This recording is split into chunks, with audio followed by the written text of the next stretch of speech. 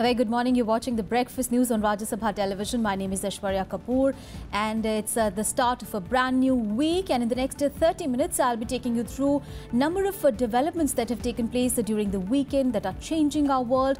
I will also be telling you what to expect in the day ahead, but let us start with the headlines. By-polls to RK Nagar Assembly seat in Tamil Nadu cancelled. Electoral process seriously vitiated by use of money power, says Election Commission. 8 people killed in violence during by-polls to Srinagar Lok Sabha seat. Lowest turnout in 30 years of 7.14%.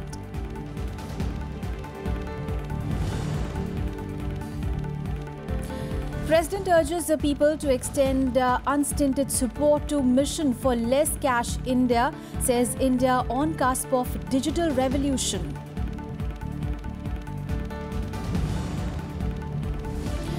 Australian Prime Minister Malcolm Turnbull to hold talks with Prime Minister Narendra Modi. Defence, security, energy, trade to take centre stage. And at least 44 people killed in attacks on 2 Coptic churches in Egypt. Islamic State claims responsibility. 3-month emergency declared. Top news from Jammu and Kashmir. Well, the by-poll for the Srinagar Lok Sabha seat saw its lowest turnout in 30 years as multiple incidents of violence resulted in death of 8 civilians on Sunday. Well, the violence took place as protesters clashed with the security forces and targeted around 4 dozen places in Srinagar and Budgam districts amid a boycott called by the separatists. The protesters indulged in stone pelting and petrol bomb attacks and even set one poll booth ablaze. More than 100 police and paramilitary personnel were wounded during the day-long clashes. Now, Jammu and Kashmir Chief Minister Mehbooba Mufti expressed distress over deaths and said that she was pained that most of them were teenagers who were yet to understand the intricacies of the issues. The by-poll to the high-profile seat where former Chief Minister Farooq Abdullah is locked in a straight fight with ruling PDP's Nazir Ahmed Khan saw an abysmal 7.14% turnout. The separatists have called for a 2-day strike to protest the deaths. There were more than 200 incidents all over this constituency, and more so, and particularly in Budgam district. These incidents included stone pelting, petrol bomb attacks. One of the polling booths was also set ablaze, and there were a few attempts, 2 attempts also to set ablaze polling booths. And because of that, we had to temporarily close polling booths. The election should have been peaceful. That is what elections are. People have to show their presence and support whoever they want to. That is the first and foremost thing about freedom of this nation. People have fought for this vote and they should be able to utilize this vote. But unfortunately, this government has failed in giving that peaceful atmosphere to the people. Election news from down south, and the 12th of April by-poll to the RK Nagar Assembly constituency in Tamil Nadu has been cancelled. Well, the Election Commission said that the electoral process has been seriously vitiated by parties through the use of money power. The Election Commission said, and I quote, the current electoral process in Tamil Nadu has been seriously vitiated on account of unlawful activities of the candidates and political parties and their workers by bribing the electors and unlawfully inducing them by offering money and other gifts of consumable items to woo them in their favour, unquote. It also said that polls will be held in due course when the vitiating effect gets removed with the passage of time.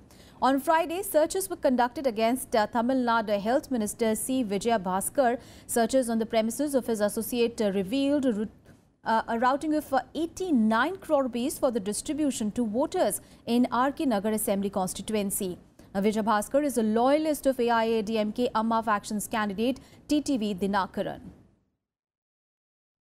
The investigation should be expanded and it should be probed in much deeper way, because the list which was occurred from the Vijay Bhaskar's house, Chief Minister name was there and other ministers' names were there.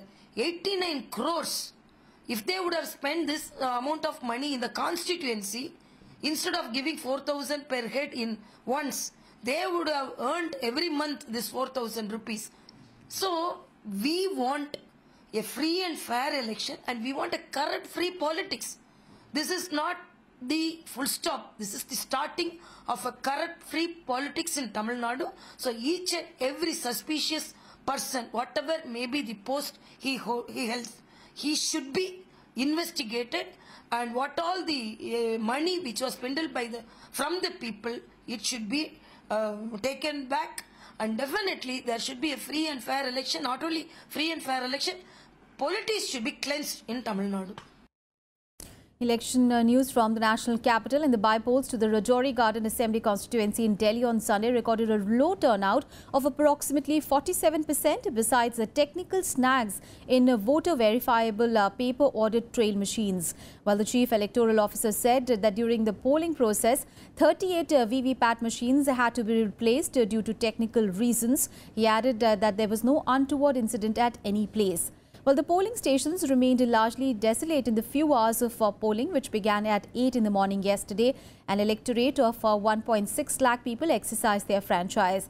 Now, the constituency had recorded 68% voting in 2013 and 72% in 2015. Meanwhile, senior Congress leader Ajay Makan said that the by-poll was a referendum on Chief Minister Arvind Kejriwal's 2-year rule, and claimed that his party candidate Meenakshi Tandela will clinch the seat. Now, BJP SAD combined candidate Majninder Singh Sirsa said that the low turnout actually happens during by-polls, while AAP candidate Harjeet Singh blamed confusion over the poll date for the low turnout. Remember, this seat fell vacant early this year after AAP's Jarnail Singh quit as MLA to contest the Punjab Assembly poll. लेकिन 2.25 साल में जो आम आदमी party ने दिल्ली के लोगों के साथ जाति की है, आज लोगों के मन में गुस्सा है।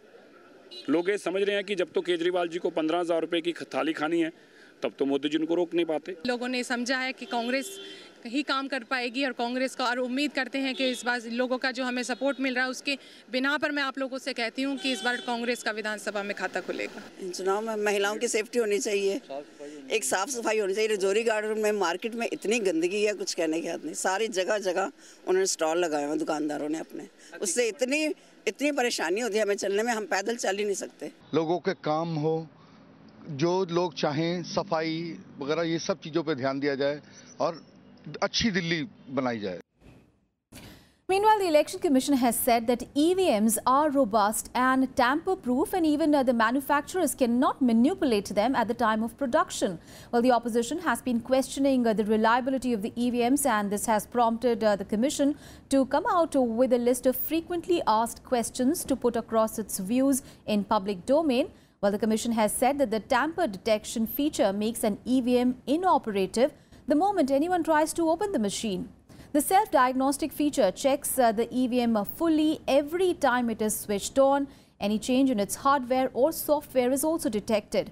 Now, ruling out the possibility of manipulation of the machines at the place of storage, the Commission said that security measures and double checks are carried out so that such a possibility does not arise. On to some other news now. Well, President Pranab Mukherjee has urged all citizens to extend their unstinted support to the mission of a less cash India. He stated that all efforts of the government will achieve their end only if people were to adopt them proactively. Mukherjee was speaking on the occasion of the 100th mega draw of lots for the Lucky Grahak Yojana and the Digi Dhan Vyapar Yojana at the Rashtrapati Bhavan on Sunday. Well, applauding the initiatives under the Aadhaar card, he said that India is on the cusp of a digital revolution and that more than 1 billion Indians have a unique identity number with a biometric number. He said that the Aadhaar card initiative is a watershed event in the development story of the country. Mukherjee also complimented the government on its bold initiatives for promoting the culture of digital payment in the country. It has a long way to go to become a cashless society. Presently, we remain primarily a cash-based economy with about 95% of the personal consumptions and 86% of the transactions being in cash. And the centre is mulling making Aadhaar number or passport mandatory for booking domestic flight tickets. Well, this comes amid its plans to create a no-fly list to deal with unruly passengers. Well, the Civil Aviation Ministry has said that regulator DGCA will begin work on a civil aviation requirement this week for consultation with the stakeholders next week. Well, Aadhaar number or the passport will be useful in identifying an unruly passenger who has been barred from flying. Well, the Minister of State for Civil Aviation, Jayant Sinha, had warned of severe consequences to unruly passenger, including a police action and being placed on the no-fly list. Well, the no-fly list was mooted by Air India on the day Shiv Sena MP Ravindra Gaikwad hit the national carrier's staff. Let's move on in the bulletin now. Well, Home Minister Rajnath Singh chaired the 11th Standing Committee meeting of the Interstate Council in New Delhi on Sunday. Well, Finance Minister Arun Jaitley and Chief Ministers of Chhattisgarh, Tripura, Odisha and Uttar Pradesh attended this meeting. Ministers from the state of Andhra Pradesh, Punjab and Rajasthan represented these states. But in his inaugural address, Rajnath Singh asked the states to rise above narrow sectarian interests to focus on the larger picture of national development.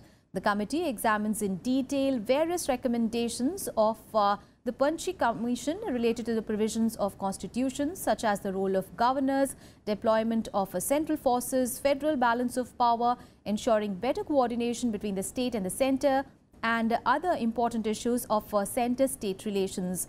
It was convened after a gap of 12 years. Interstate council की यह meeting थी और state to state centre state relations के बारे में जो Punchhi commission के recommendations थे उन्हीं रिकमेंडेशंस पर आज इस इंटरस्टेट काउंसिल की स्टैंडिंग कमेटी की बैठक में चर्चा हुई है और बहुत सारे इशू सॉर्ट आउट हुए हैं और मैं समझता हूँ आगे भी अभी 2 बार और सीटिंग की आवश्यकता पड़ेगी। उसके बाद फिर फाइनली हम इंटरस्टेट काउंसिल की मीटिंग करेंगे जिसमें सारे स्टेट के चीफ मिनिस्टर पार्टिसिपेट करेंगे।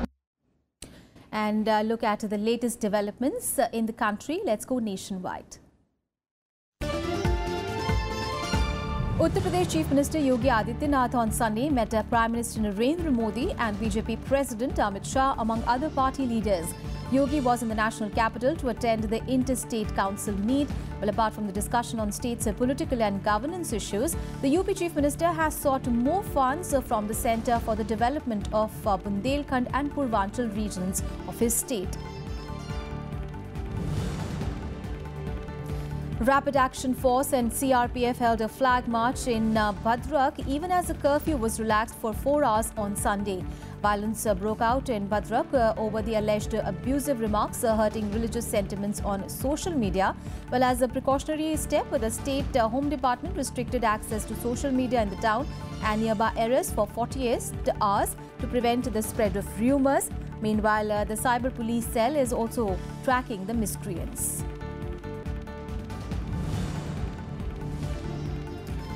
Now, Jishnu Pranoy's parents have called off their indefinite hunger strike on Sunday. It was only after the assurances of positive action on the demands from Kerala Chief Minister Pinarayi Vijayan.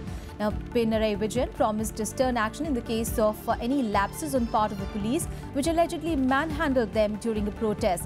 Pranoy had committed a suicide following alleged harassment by his college authorities. And in Breakfast News, we'll take a very short break. We'll be right back. Stay with us.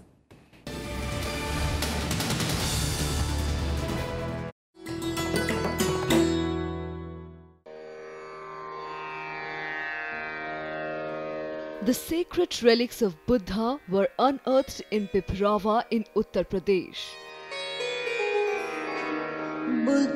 Buddhist monks from all over the world visit the National Museum to pay their respects. These charred bone fragments of Buddha are housed in the gold canopy gifted by the royal family of Thailand.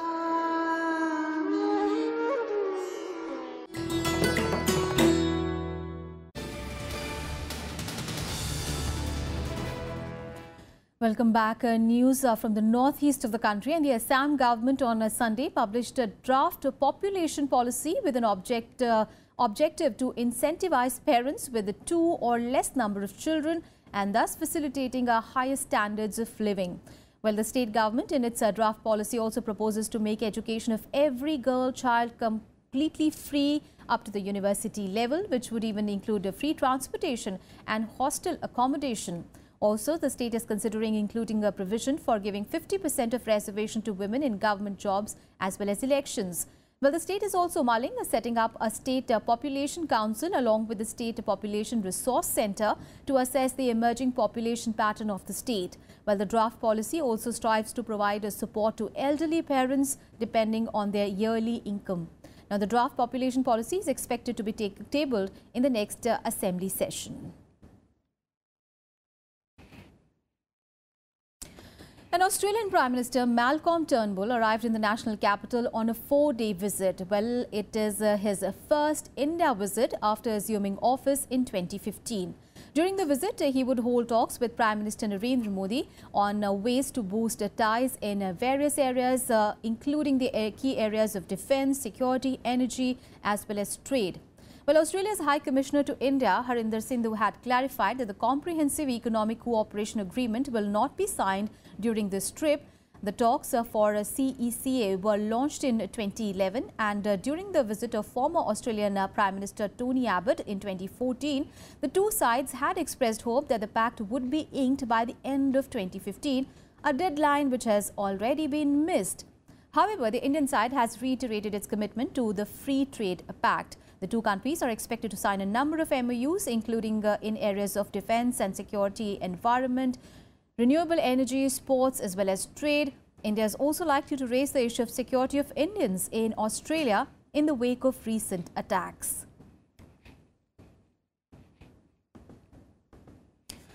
Well, as rising sea level threatens Indian islands, well, the government has undertaken a study for demarcating the hazard line along the entire coastal belt of the country. Now, this hazard line will be indicative of the shoreline changes, including the sea level rise due to climate change. A look at this report. As assessments suggest that global warming-induced rise in sea levels may start consuming the world's coastlines well before 2050, the Government of India is developing a plan factoring in the possibility of climate change vulnerability. It has undertaken the Integrated Coastal Zone Management Project, which envisages large-scale assessment of the risks associated with shoreline changes and preparation of solutions to combat these risks. Under the Phase 1 of this project, shoreline management plans are prepared for 5 identified coastal stretches in Gujarat, Odisha and West Bengal on a pilot basis. This activity is planned to be proliferated to all the coastal stretches of the country under Phase 2. Determined to ensure that whatever best is possible, whether it is reviewing the rules, whether it is getting into the nitty-gritty, whether it is providing a scientific backup, or whether it is collaborating with the whole world or the relevant stakeholders, we are going to put our heart and soul in. The issue of rising sea level has found repeated resonance in the upper house of Parliament, with several members expressing grave concern over the vulnerability of the Indian coastal regions. कि जो सी level पे unauthorised development हो रहा है, उससे मेरी ये चिंता है कि इससे समुद्र पे इसका भारी असर पड़ता है.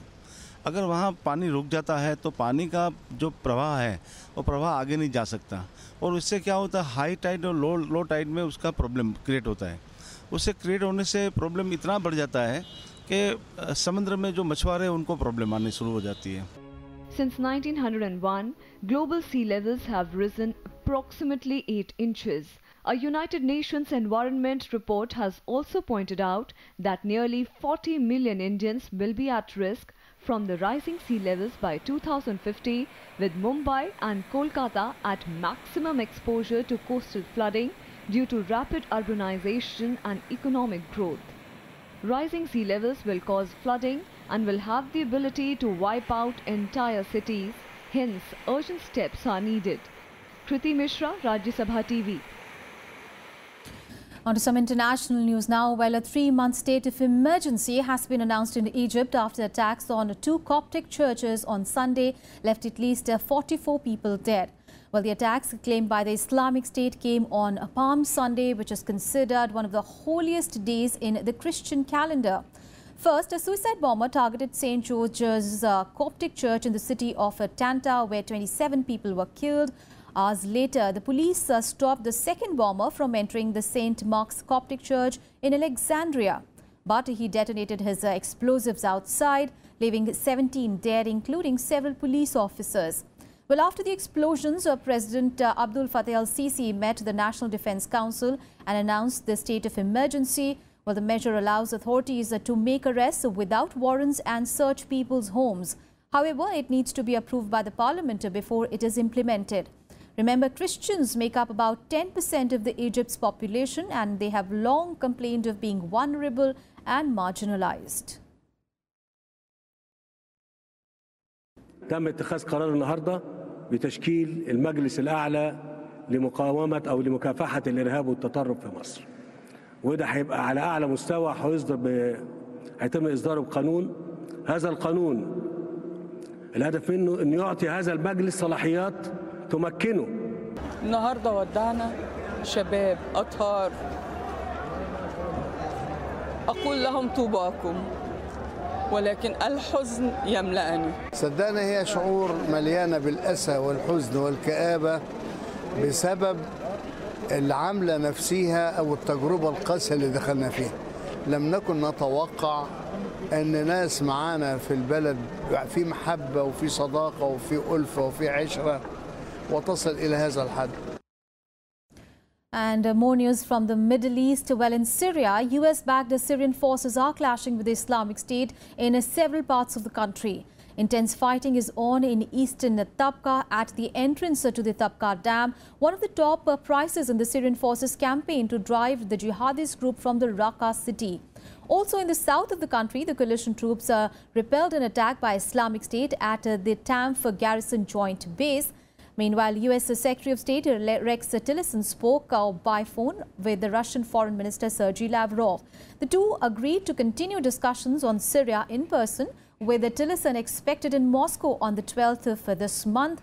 Well, the two, remember, had their first phone conversation since the U.S. airstrike on Syria.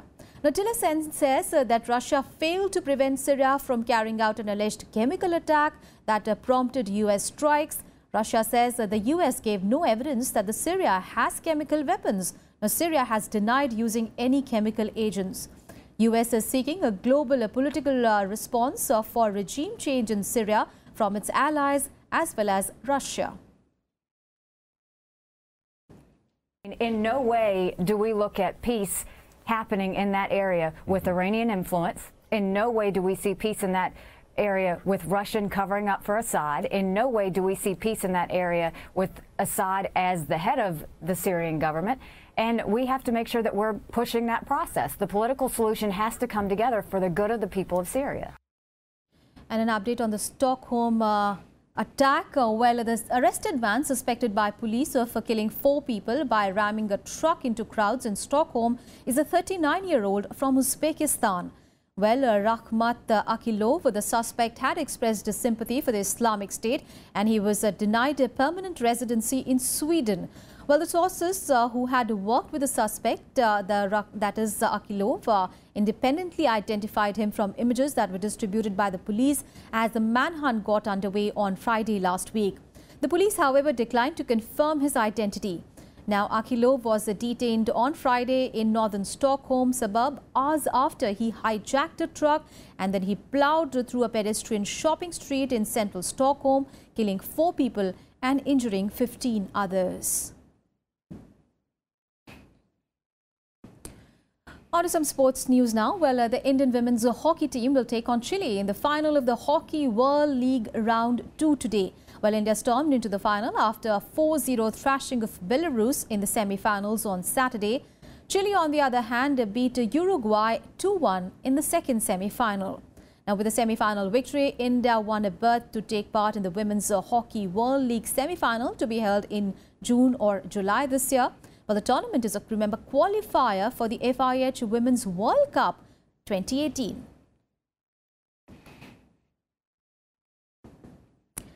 And on to some IPL update. Well, Mumbai Indians rode on some sensational hitting by Nitin Rana as well as Hardik Pandya to pull off a 4-wicket win over Kolkata Knight Riders on Sunday. Well, chasing KKR's 178 for 7, Mumbai Indians won the match with 1 ball to spare. Well, Rana scored a 50 off just 29 balls, with Pandya also hitting a quick-fire 29 not out of just 11 balls. Earlier, Manish Pandey's 81 not out had helped Kolkata to reach a competitive total. In another match, defending champions Sunrisers Hyderabad also defeated Gujarat Lions by 9 wickets for their second straight win. Afghanistan spinner Rashid Khan restricted the Gujarat side to 135 for 7 with his 3 wickets, while the target was easily achieved by Hyderabad as their skipper David Warner hit an unbeaten 76 runs. Well, that's it from the entire Breakfast News team at the moment, but news and updates continue on Rajya Sabha television. Thanks for watching.